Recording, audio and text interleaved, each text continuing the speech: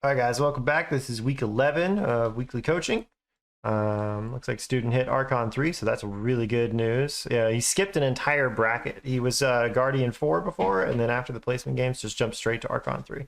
So that's really cool to see. But anyway, let's see what we got in store for this week. Okay, so how was the last week? It was interesting. Yeah? We got placed. Yes, I saw that. Archon 3, congratulations. Yeah. What was the MMR before the new patch? Let's see. The last one we have recorded was week 9. That was 1370. And then week 10 was recalibrating. So what does it say now? We're at 2700, 2740. The fuck? Really? Yeah. What the hell? Nice, dude. 2740. You holy shit. What does it say in your battle stats? Like how much MMR are you gaining per match? Let me see. How do I check that? Go to your profile page and then battle stats. Go to matches tab, and then you can just sort it on the left. Matches. Oh, okay. Yeah, sort it by ranked over there, and then add the rank change column and see how much you're getting per game. It's like on average, like I'm getting like rank change 40 to 30 per game. No, it's not saying. I think because it was a placement, it doesn't say, because all of these are 0. Yeah, no, a lot of mine said 0 too. Okay, interesting. Yeah. But anyway, that's a pretty big jump. That's yeah, 1400 MMR. How many games was it you had to do? Oh, I did a ton. I honestly can't even count. Let me see. Matches.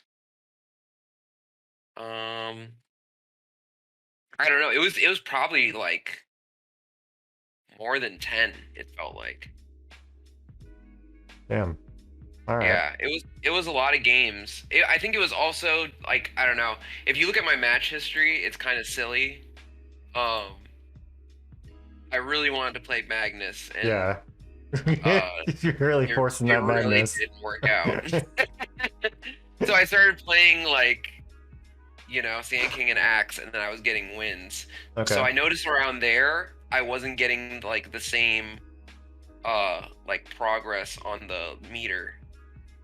So it must have been like recalibrating after I was getting wins. Weird. You mean like the rank confidence wasn't changing unless you got a win? No, it was changing less after I initially started winning, and then it started changing.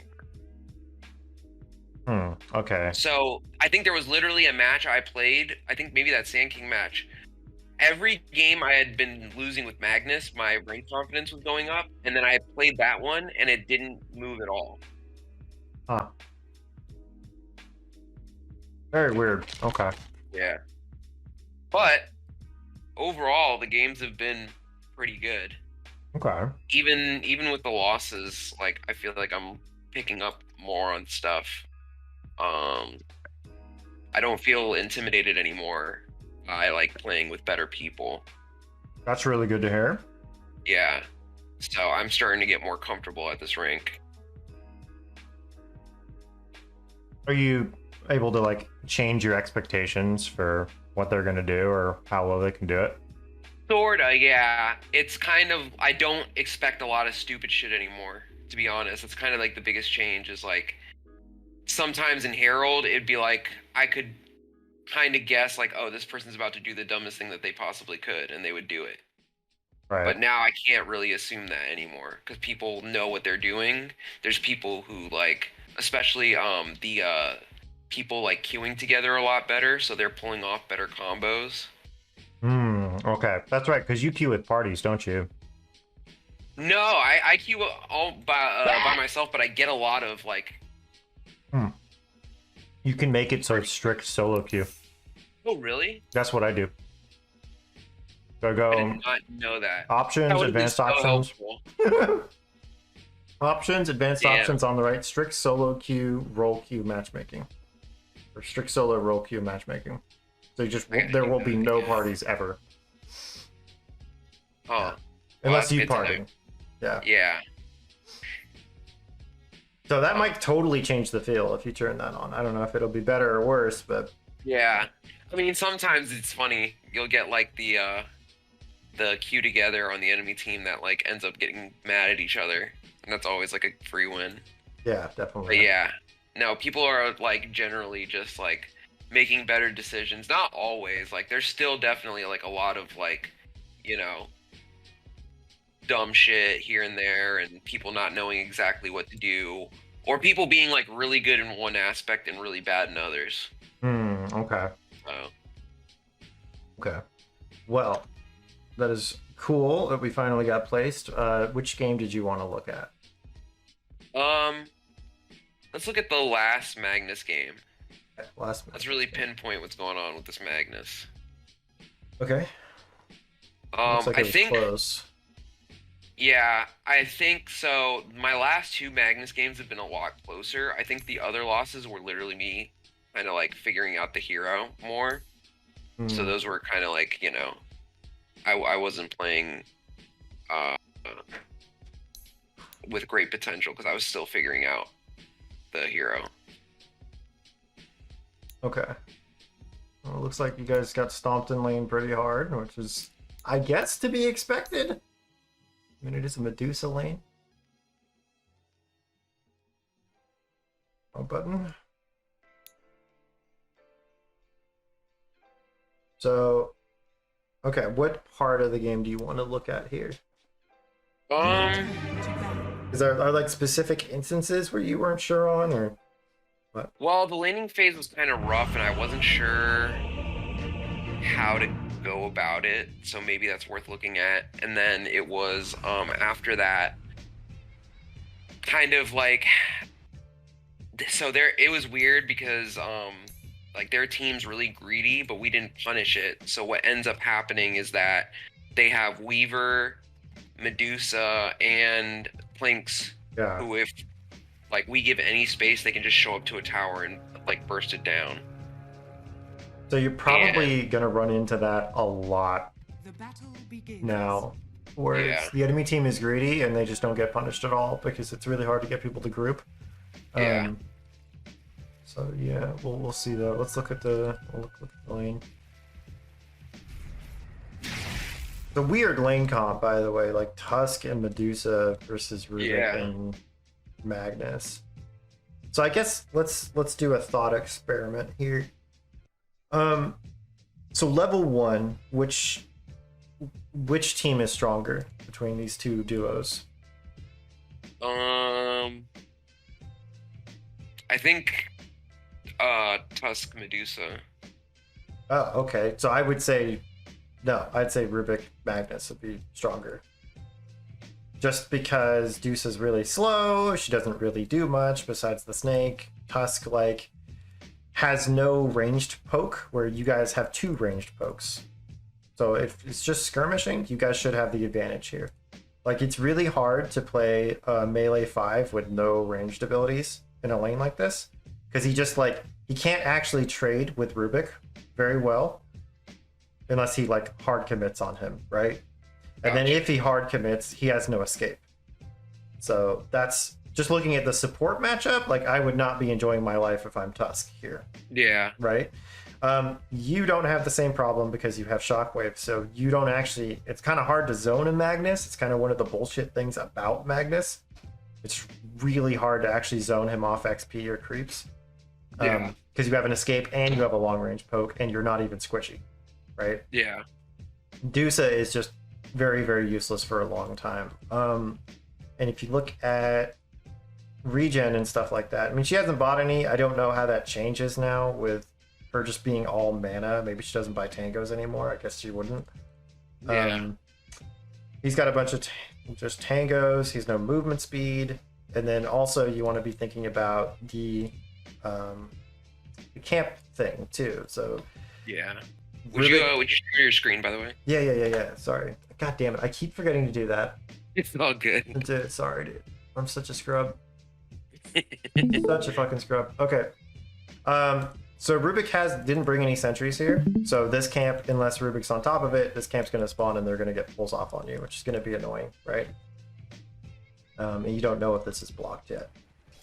So those are like, if I'm like a support player, that's like all the things I'm thinking about so far. Like these camps are going to be a factor because neither support did anything about them. We have better poke.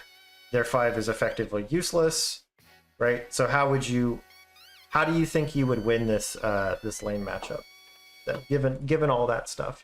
Well, initially it felt like because it's harder to get to Medusa if we make Tusk as useless as possible just by like whenever he walks up we just like burst him.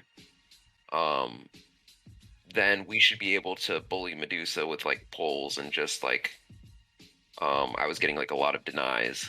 Yeah, exactly. That's exactly I'd be thinking about it too. Because you guys are the stronger duo, but it's really hard for Tusk to actually do anything here, and Medusa really doesn't do anything anyway. It's going to be easy to zone her once you zone the Tusk out. With exactly like you said, pulls and everything. I would totally agree with that. Radiant's middle tower is under attack. Do you feel like the lane was just bad because that didn't end up happening, or what? Partly, yeah. It was like one of those things I don't think Rubik went for too many pulls, if I can remember, and I probably should have gone for him, but I didn't. And so what ends up happening is I think Rubik, like, he stuck around like too close when Medusa would Mystic Stake, and he would get burst down without realizing it. Oh, gotcha. Yeah. All right.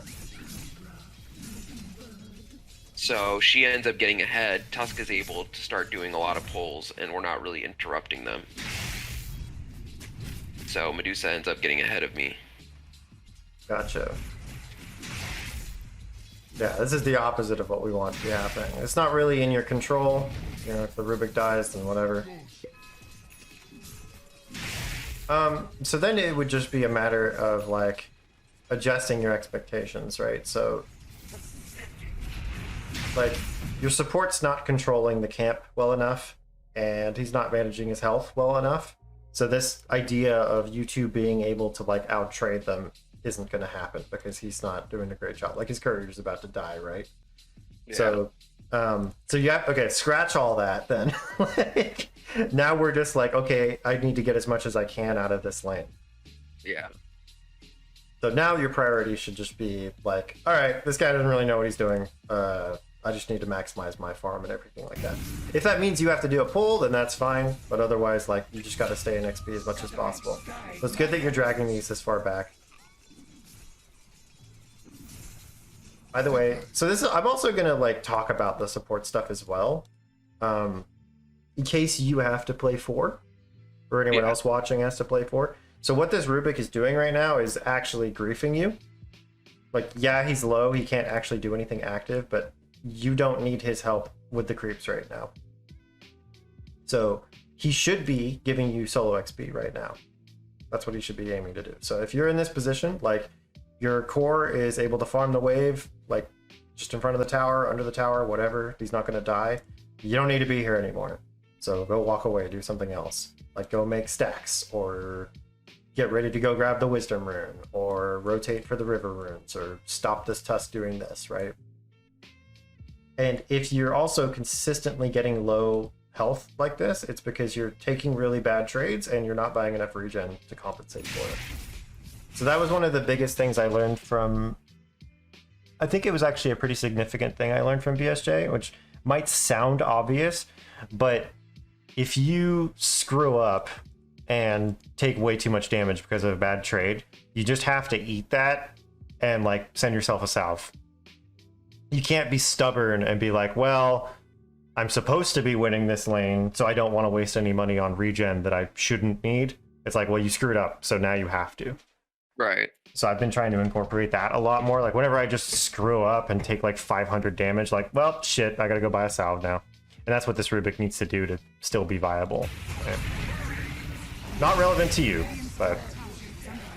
and that sucks.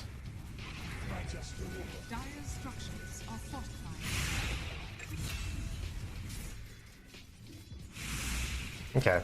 Well, we got your Vanguard. So now you should be actually self-sufficient. So this is another thing. So you can tell him this stuff too. In a nice way, right? So you could be like, all right, I don't need your help anymore. I got Vanguard. I'm good. You can start roaming.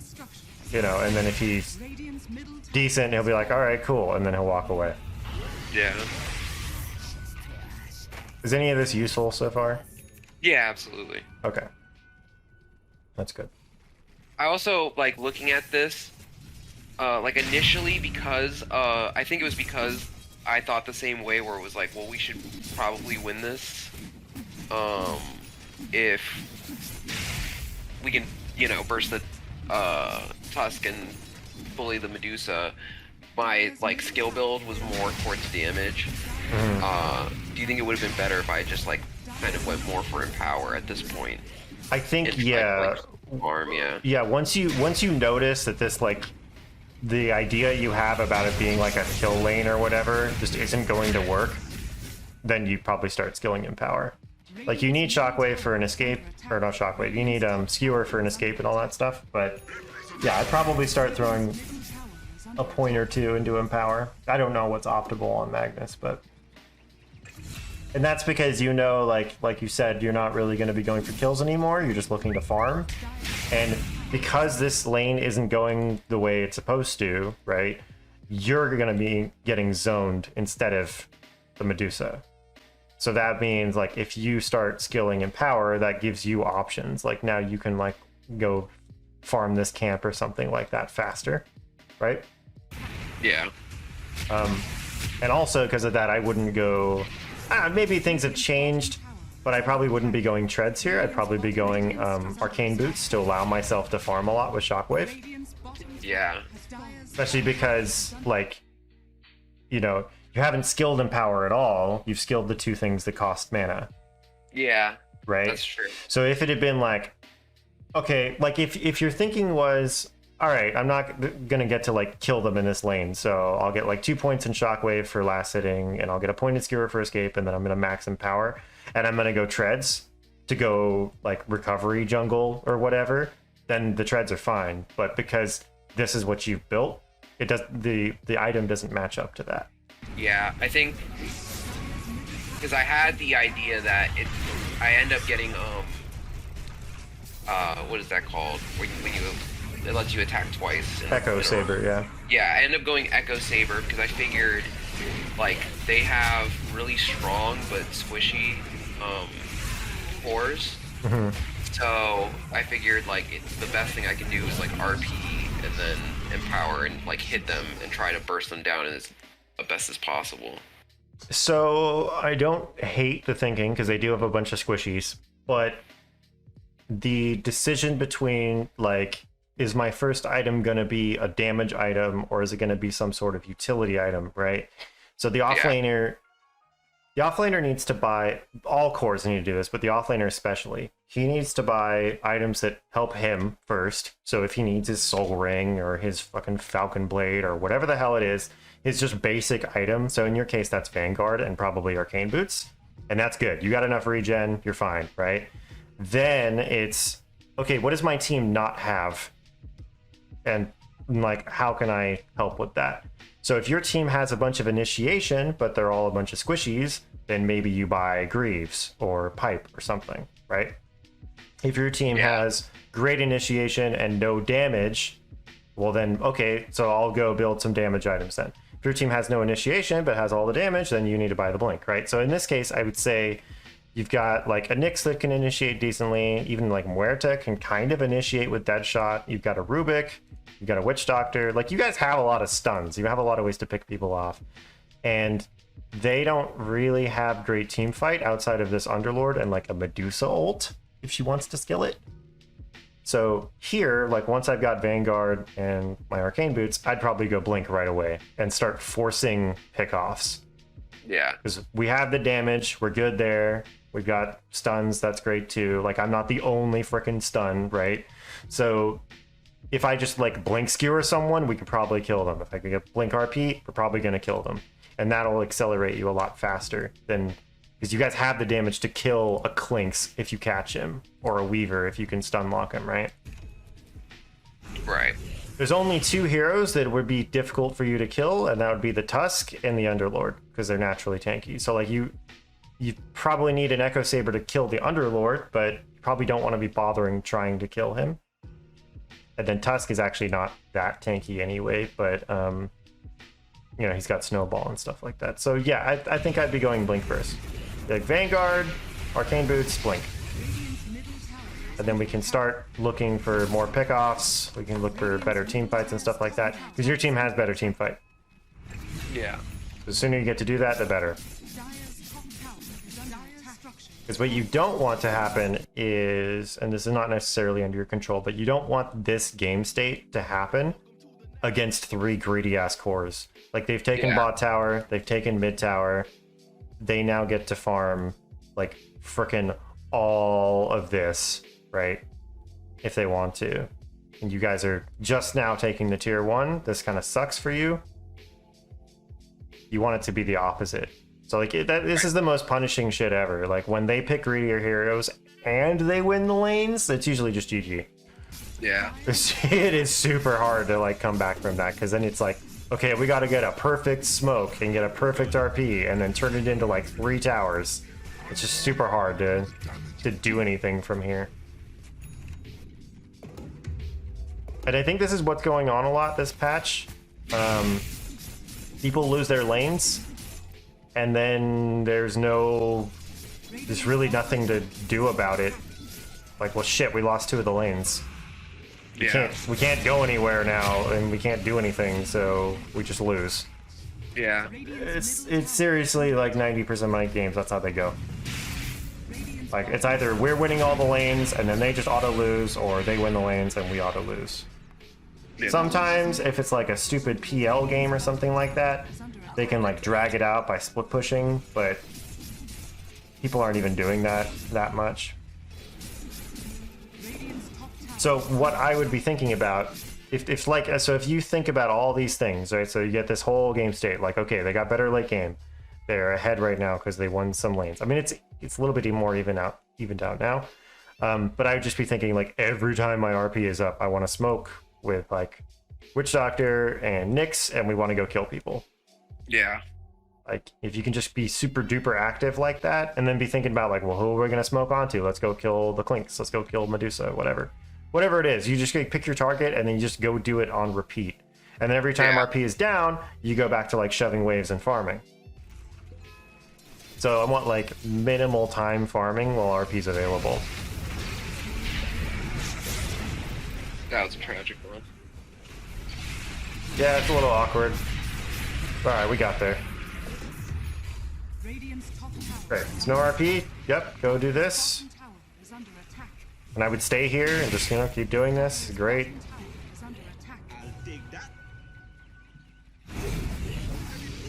Ooh, close. Yeah, it was scary. And now, like, where would you be thinking the most optimal place to go is, given that, like, you just had a big fight, you force them to come bottom, and you don't have RP? So what's best for you? Probably top. Yeah, to go to the opposite side of the map now, right? Because it's like, okay, so I'm not really ready to fight. Go back to farming, get my next big item, whatever that is. So I would agree, go top here. So if Muerta goes top, then what? If I can take the triangle, then I would, and then go mid. If not, I think what I would do, if you think Muerta's going to go top here, you can assume she's probably also going to take the triangle. Yeah. She's just got this area, right? She's going to be your triangle farmer. So then I'd be looking at mid. All right, is mid pushing? No. We're pushing in. Well, is it pushing into us? No. All right, so okay, don't have to go mid. So then where can I farm? If I walk back into this fight, I might die. Maybe. I don't have my ult. Like, maybe it's doable. But this is where I would probably go farm here. Yeah. Or I would fucking TP here and come up here and then try to start farming Medusa's jungle up here, right? Yeah. So it's just kind of away from this and away from wherever she's farming. That would be my thinking. I don't know if that's 100% correct, but those would be the things going through my head while I'm farming. Because it's basically just like you're going to like the empty places. You're like filling the holes, right? Right.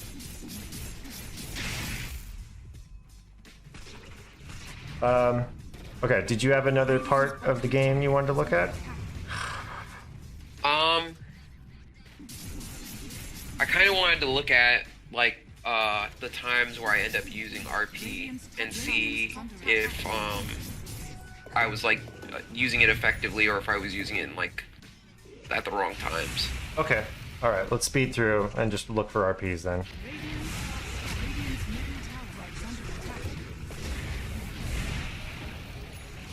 Nice rune steal there.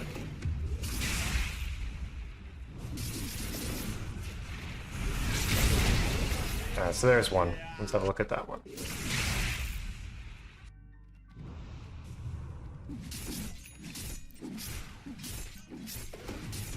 Go faster game.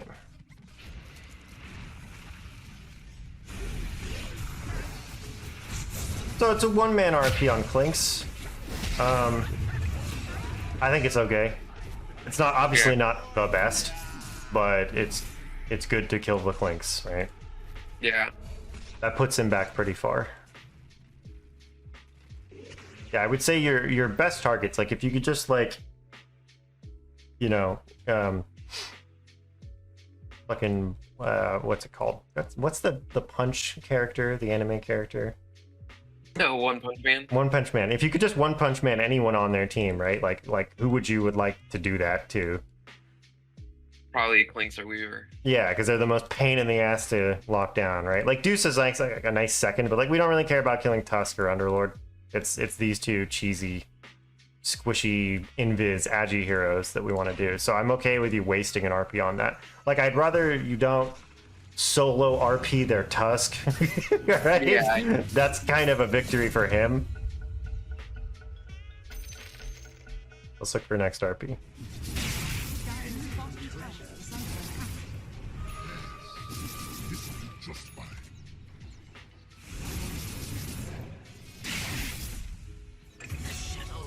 I'm not sure if I would go BKB here. Yeah, I kind of felt that a little bit. Yeah, mainly because the only real things BKB is going to help you with is like Underlord's Root, like one of Tusk's stuns, and Medusa's ult goes through BKB anyway. So it's kind of not great here. I think I'd be looking more for like armor. Yeah. Well, armor or just tankiness, or maybe something like a Force Staff or something like that. Because those are the main like threats to you, right? It's not a lot of spells you got to worry about. So I feel like BKB's a little bit of a waste here. All right, so there's another RP. Let's have a look at this one. Yeah, this was a weird situation where it felt like this is what I wanted to do. Like, this is how I wanted to RP, but we didn't follow up on it. It's because the fight is getting split. Yeah. So the reason this doesn't work is because so when you RP, like if the whole team is stunned, right? Who's gonna? Yeah. Where does the damage come from on your team? Mostly Muerta and Nyx. No. So I'd say it's Witch Doctor. The damage comes from Huerta and Witch Doctor. Why the hell does Nyx have a Daedalus? Okay, Yeah, maybe it does come from Nyx, Norm. Okay, Yeah. whatever. But it usually... Okay, usually maybe it is Nyx then. But anyway, normally Nyx and Rubik are just going to be burst. They're not going to be like sustained damage, right? So what I was going to say is the things going wrong here with this RP are that Medusa's in the middle of ulting and Witch Doctor is dead. That's true. So yes, they can go like shoot this Underlord, but they have to have their back turned to Medusa, right? So that means that they need to be positioned like right here in order to utilize this and not worry about this. Yeah. That's So- so true. So these ults are kind of canceling each other out. She gets to zone everybody over here, and you're tying up an Underlord. That's the main issue there. Yeah, I thought at first that I had got her, but it was obviously her illusions. I see. Okay. Even if you were to RP her during her ult, Yeah, it doesn't make a difference that way. Yeah. the team fight is effectively just paused because you can't fight her, and she can't fight you. So you're just like, all right, everyone turn around for 5 seconds. Okay, let's fight some more, right? Yeah. That's the main issue here. Okay. All right, so that's that one. So what do you think would have been the better strategy for that fight? Do you think I should have Okay. let Medusa ult and then try to counter initiate? Yes. Because that's been my thinking is I need to do less of diving back in on them and trying to push their squishies towards my cores, just because in my experience people just aren't ready for that. I do that and they're like, oh shit, and then the targets get away. So Yeah. I think something that's more immediate, like if somebody's on them or they're trying to damage somebody, and then I RP while they're somebody they've already been looking at. That's going to be more effective. So in the last one, we talked about what was the ideal axe call, right? Yeah. And that was to either set up for damage or to peel defensively. Yeah. And it's kind of the same thing here. I mean, that's if we just boil it down, that's what a stun does. Right. A stun allows me to fight you without you fighting back, or it allows me to walk away so you can't fight me. Yeah. That's basically it. Outside of I'm trying to cancel his TP so it doesn't get away. It's the stun is to create or prevent a kill. And then trying to figure out what's more important, is it more important to stun defensively or offensively is a much more difficult question. It's going to be context based. But at this point also, I would say Medusa isn't actually squishy anymore. She's incredibly tanky at this point of the game. There's a lot of mana. She has a Dispel. She's got Butterfly. She got a Scotty. She's actually a tough nut to crack at this point. She might be tankier than Underlord, actually. Yeah. Possibly. Let me see. I click on it. Yeah, you'd have to do some math on that one, but I think she might actually be tankier than Underlord. So that the idea of I'm going to skewer Medusa back and we're going to kill her, that's not really relevant anymore. Clinks is still pretty squishy. Weaver is still pretty squishy. Tusk is getting kind of tanky. So this is where, at this phase of the game, okay, 2 of their cores are not just, we can't just burst them anymore, right? So those types of RP skewer combos are going to be kind of a waste. So yeah, to your question, what would you do here? I think you're right. You just wait. You have to just wait until her ult's done. There's no point ulting while she's ulting, right? You just gotta wait. So you wait, you hope there's a cluster, and you hope Muerta's still alive to actually do damage, and then you're just trying to look for an optimal one, I think. So I would have just sat back and watched a little bit more, maybe throw shockwaves in from a distance. And then it's kind of on them to get bad positioning, right? But maybe an RP there would have been good. When Clinks and Medusa walk up here, this RP might be decent. But I mean, this is also a fight that doesn't look like you guys actually started it. They started the fight on you. And so if that's the case, your counter initiation, it's not usually going to be super relevant. It's going to be purely defensive. Unless you were a hero like Enigma or something like that, that actually stuns everybody and does a significant amount of damage during that stun. Yeah. And Magnus doesn't really do that so much. Radiant's bottom tower is under attack. Radiant structure. Alright, so let's look for the next one. Dire's middle tower. Radiant's top tower is under attack.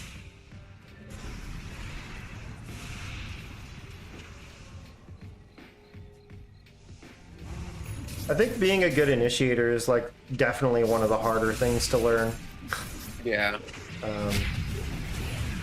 Because it's very much like you need to be able to see like what's gonna happen before it happens, and then you actually have to execute it. Radiant's top tower. Radiant's structures are fortified.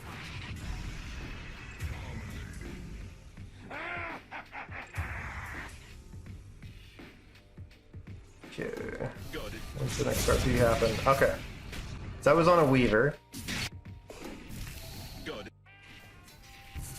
And I think also when you have these long cooldown abilities, this is 2 minutes. Yeah. You actually do need to start thinking of it as a currency. Like I'm spending this RP for something. Yeah. Like there's absolutely like I've had games where like I'm the Tide Hunter or something like that, and I ult and it doesn't really do anything, and then that means they now get to push a tower. Even though everybody's still alive, like because I don't have ult, we have no team fight, right?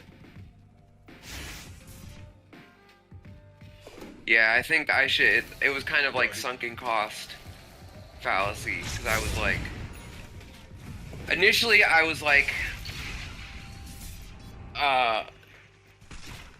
if me and Nick's combo, like that's an easy kill. But then he went and used his ult without me, and I was like, fuck.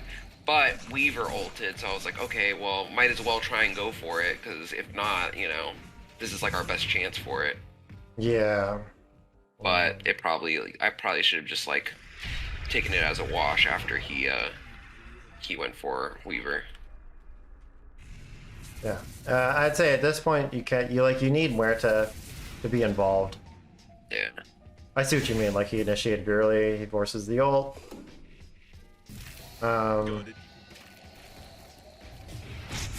Yeah, that's the other thing about Nyx, right? So when his ult is on cooldown, he doesn't actually do that much damage, like even with these stupid items.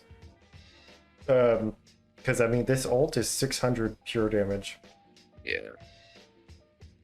So, like, he spent his burst already, and Muerta's not in position to actually shoot the Weaver while he's stunned. So, yeah, you just have to wait. You gotta wait for her to be nearby. And also,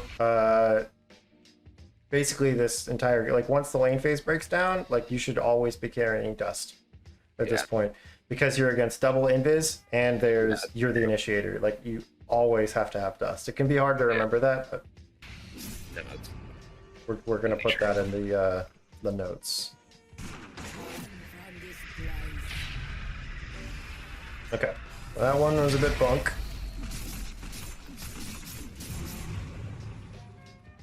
Sometimes it doesn't matter, right? Sometimes you get the perfect goddamn RP and you lose anyway, right? But typically these heroes are gonna like make or break the game if you can get them right.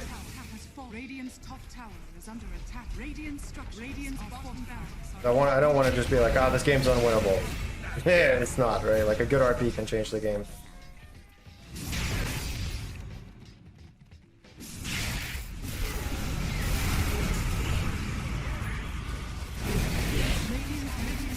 Yeah, Zeus is too big at this point.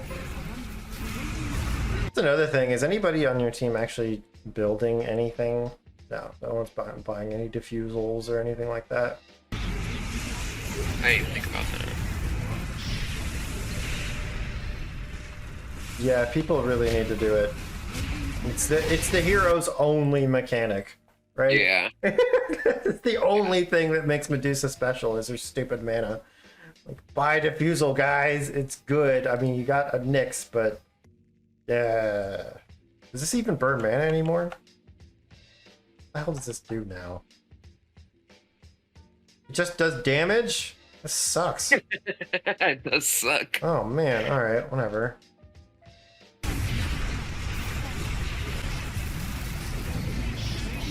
Okay. So, yeah. This one is tough. You basically, you have to accelerate the game and win it before it gets to this point. Because you have no natural late game counters to Medusa. And Huerta is great, but she can also kind of fall off a little bit late game once everybody gets BKB, so she's not even that good of a late game carry, and I kind of wish people would stop picking her for that role. Like, your hero literally doesn't do damage with its ult when they go magic immune. I guess it's different now that, you know, BKB got nerfed. Yeah, it says magic immune. There's no such thing as magic immune anymore, right? Yeah, basically. So maybe she's a little bit better with the BKB nerf, but still, you know, most other heroes don't lose 50% of their damage when someone buys an item.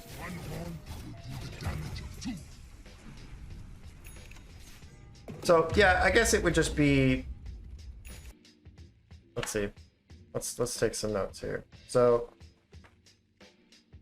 question 1 was, could the lane have gone better? Basically. Yeah. Okay.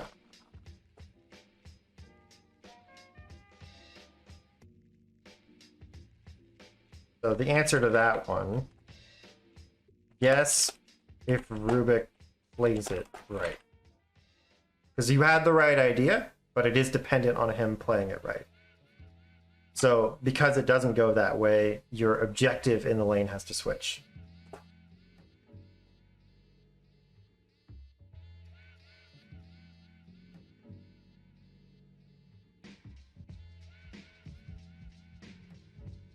Basically. Does that make sense?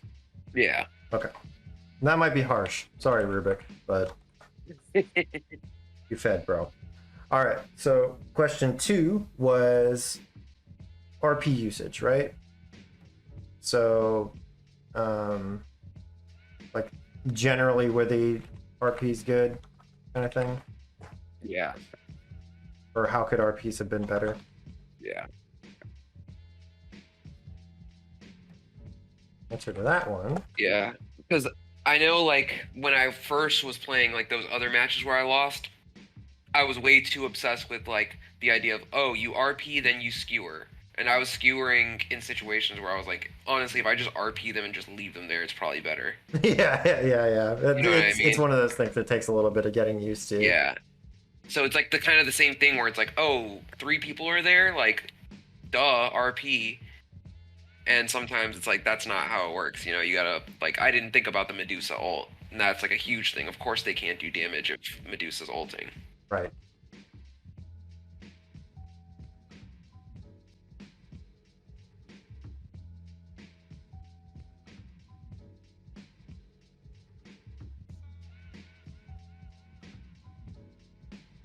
That's kind of like a thing in general I've been trying to do is like less thinking about what you should do or what you feel like the hero is supposed to do and just playing rationally.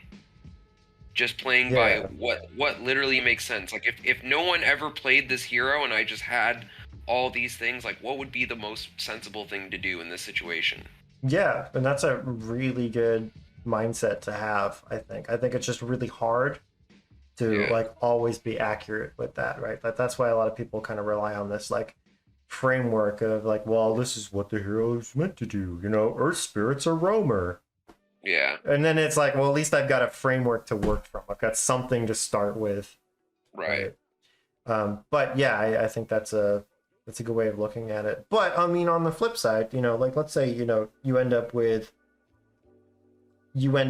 no hard carry because the draft goes all weird and this Nyx is your hard carry. And he's like, well, I'm the hard carry, so I'm going to go Echo Saber Daedalus, right? Like just as an example. You also need to understand that even though it's like you're trying to be adaptable, some shit's just not going to work. It just doesn't work. The hero doesn't have enough attack speed, or the spells don't synergize well enough. Like, it's kind of like, I'm Nyx, I kind of just need to build this stuff. It's like, I can't force it, right? Right.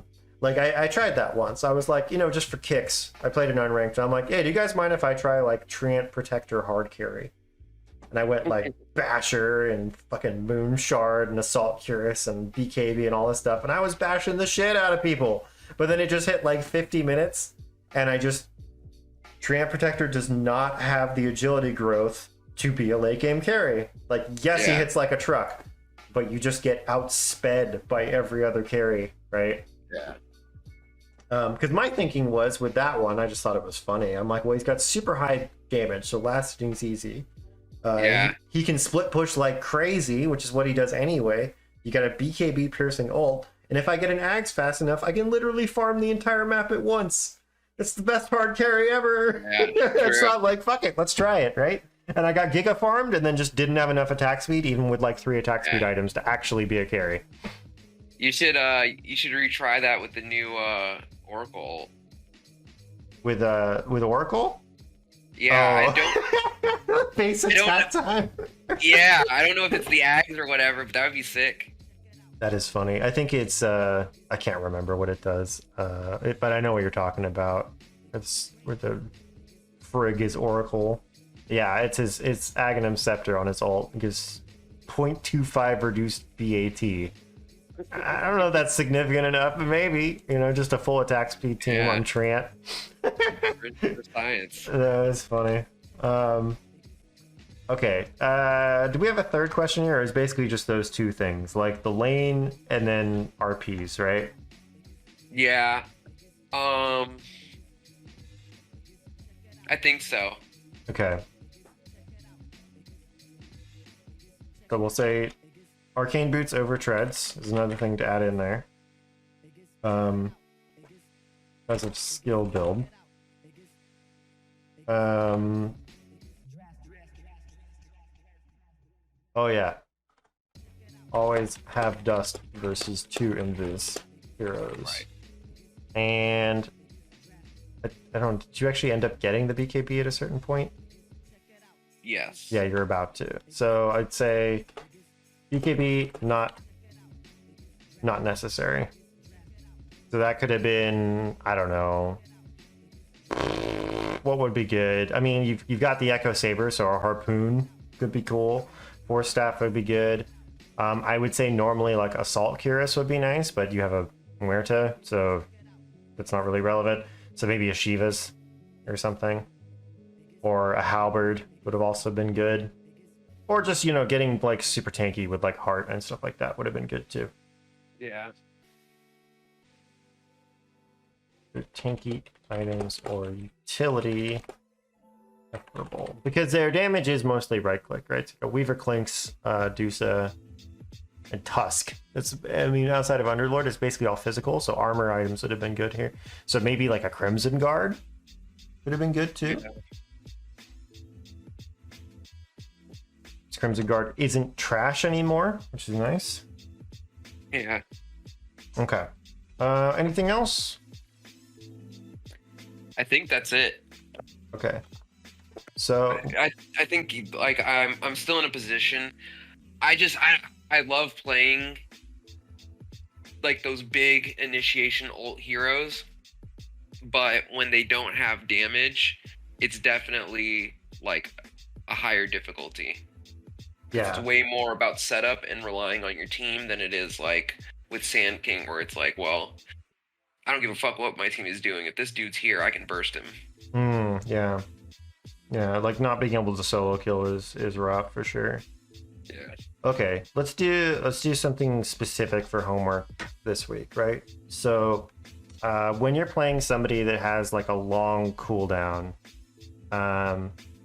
really think about like the fact that you're spending that cooldown for something. Yeah. So if it's a Tidehunter Ravage or an RP or a Black Hole, whatever it is, and so try and get some replays where you consciously thought about it and you thought it was like, oh, this is a good trade. Like I ulted for this and that seemed good. Yeah, like even if it's a one-man RP, that's not really the most important thing. You just have to get something for it. Like obviously it's always better if you can get multiple people, but if you can get that an RP that gets multiple people and nothing happens is worse than an RP where you get one person and get a like nice kill. Yeah, it just depends, right? Yeah. Depends. Sometimes you need the 5-man, sometimes the one person pick off is fine. Like early in the game, this like using it to kill the Clinks, totally fine. Late game, it does become like very much like this needs to be set up for my team to win, right? And I think finding the distinction between that is tough. It's tough to be like, when are we switching gears into like team fight oriented ult versus like a pick off ult? But I think that's just going to be the pace of the game. Like, does it look like we're just team fighting now? Okay, I probably need to save it for a really good one. Cool. All right, man. Well, I hope that is helpful. Absolutely. Nice. So let's Feels call good it to then. be placed now. I feel like a little bit less of like, oh fuck, I gotta like make sure I win these because what if I get placed in lower ranks of it? Yeah, Now definitely. Now we're solidly in Archon. Yeah, that's awesome. Congrats, dude. I It's really appreciate it. cool to see. That's such a huge jump. Holy shit. Yeah, 1400 couldn't have done it anymore. without you. Yeah. Well, you worked really hard on it too, so it's good. Appreciate it. Very good. All right, guys. Thank you for watching. Don't forget, I stream every weekday on Twitch at Mr. TV, and I've got a Dota coaching playlist, which I'll link at the end of the video. And check out the other coaching videos if you found this one helpful. So this was week 11, so we're going to keep doing these until we're bored of them, I guess. Also, I did a map guide for 7.33, so check that out as well. Thank you for watching, and I'll see you in the next one.